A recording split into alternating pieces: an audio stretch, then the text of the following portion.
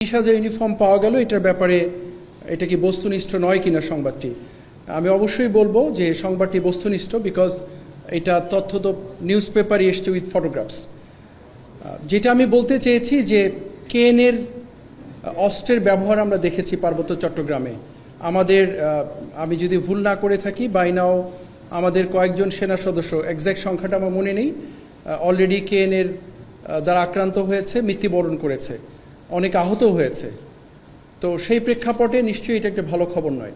So যেই 30,000 ইউনিফর্মের ছবিটা আমরা পেয়েছি, সাথে সাথেই আমি ব্যক্তিগতভাবে কথা বলেছি যে এটা আসলে ব্যাপারটা কি, এটা অবশ্যই আমাদেরকে জানতে হবে যে এই ইউনিফর্মটা আসলে কেএনএর বা কাদের জন্য তৈরি করা হলো। আমরা সেটা খুঁজে দেখার চেষ্টা করছি। ডিভিশন অলরেডি এটা নিয়ে কাজ করছে। একটা জিনিস আপনাদেরকে বলতে চাই যে কেএনএ বম ভিত্তিক একটা সংগঠন, তাদের সঙ্গে হয়তো অন্যদের সম্পৃক্ততা হয়ে থাকতে পারে পরবর্তী সময়গুলোতে। টোটাল বম কমিউনিটির জনবলই হচ্ছে 12,000। সেই 12,000-এর মধ্যে ছোট বাচ্চা, আবাল, বৃদ্ধ, বনিতা সবাই সামিল। সেক্ষেত্রে এই 30,000 ইউনিফর্মেই কেএনএর কিনা সেটা অবশ্যই খুঁজে দেখার সুযোগ আছে।